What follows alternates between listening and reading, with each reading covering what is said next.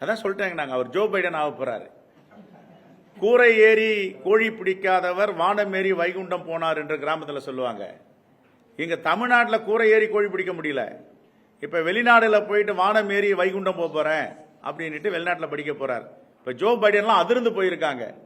என்னடா நாங்க இங்க வந்து ரிபப்ளிகன் பார்ட்டி டெமோக்ராட்டிக் பார்ட்டி ரெண்டும் போட்டி போட்டுட்டு இருக்கோம், இதுக்கிடையில ஒரு RSS கும்பல் வருது இங்க வெளிநாட்டுக்கு, நம்ம எப்படி இவரை எதிர்கொள்ள போறோம்ட்டு ஜோ பைடனும் ட்ரம்ப்பும் ரொம்ப பயந்து ஆலோசனையில் இறங்கி இருக்காங்க, எப்படி அண்ணாமலை எதிர்கொள்ள போறோம்ட்டு.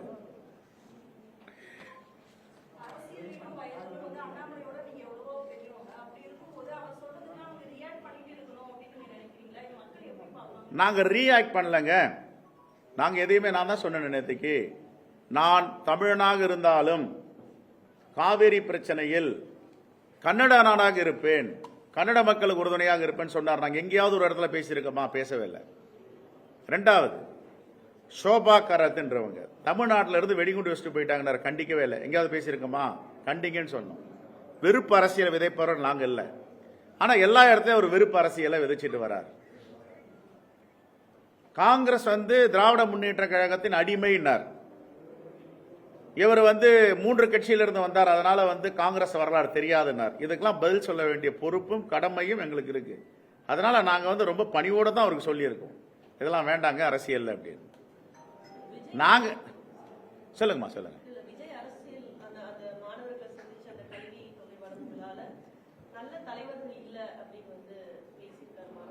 இல்ல, அவருடைய கருத்தை அவர் சொல்லியிருக்கார். எங்க கருத்து சொன்னோம், நல்ல தலைவர்கள் இருக்க வச்சுதான் நல்ல ஆட்சி தமிழ்நாட்டில் நடந்து கொண்டு இருக்கிறது சொல்லியிருக்கோம்.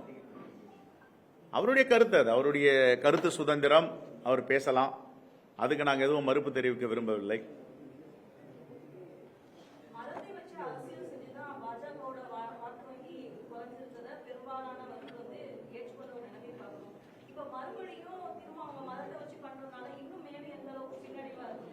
இந்த தேசத்தின் மக்கள் எல்லோரிடமும் அன்பு செலுத்த, இந்தியர்களுக்கு ஒரு பெருமை இருக்கு.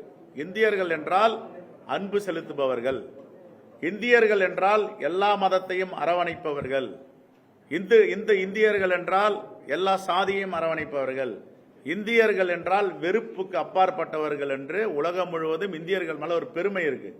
அந்த பெருமையை சீர்குலைப்பதற்காக குறுகிய கண்ணோட்டத்தோடு மத அரசியலை கையில் எடுத்து செய்திருந்தார்கள். இப்பொழுது அந்த மத அரசியல் தோல்வி அடைந்திருக்கிறது.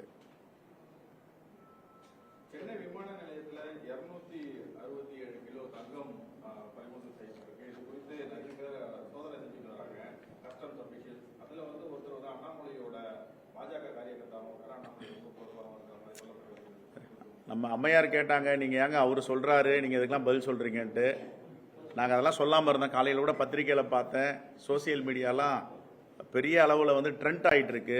அண்ணாமலையோட சேர்ந்தவுடைய சகா, அவருக்கு நெருங்கியவர் இன்னைக்கு வந்து 267 கிலோ கோல்டை கடத்தி மாட்டியிருக்காருன்னு.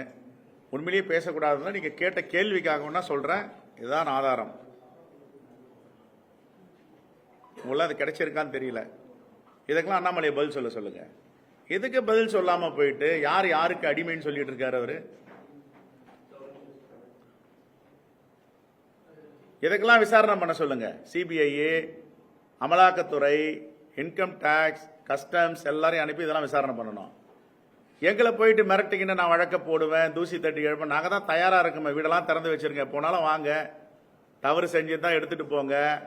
கொள்ளையடித்த மணி, ஊழல் மணி, எல்லா மாநிலங்களும் ஆளுங்கட்சியில் இருந்த மணி எல்லாம் இருக்கும், வாங்க எடுத்துட்டு போங்க. எங்ககிட்ட ஒன்றுமே கிடையாது. எங்ககிட்ட இருந்த 130 கோடி ஒரு தொண்டனும் கொடுத்த பணத்தை முடக்கினீங்க அரசியல்ல. தமிழ்நாடு காங்கிரஸ் கமிட்டிக்கு எப்பவுமே செலவுக்கு பணம் கொடுப்பாங்க, எல்லா தேர்தலையும் 1 லட்சம் 2 லட்சம், அது கூட நிறுத்திட்டாங்க. எங்க தோழர்கள், எங்க தொண்டர்கள் எல்லோரும் கையேந்தி வசூல் செய்து இந்த தேர்தலை நடத்தி இருக்கிறார்கள். இதற்கெல்லாம் பதில் சொல்ல, இதை இங்கெல்லாம் அனுப்ப சொல்லுங்க. இடி, இன்கம் டாக்ஸ், சிபிஐ எல்லாரும் இங்க அனுப்ப சொல்லுங்க. இதுக்கெல்லாம் வாய் திறக்க மாட்டாங்களா யாரும்?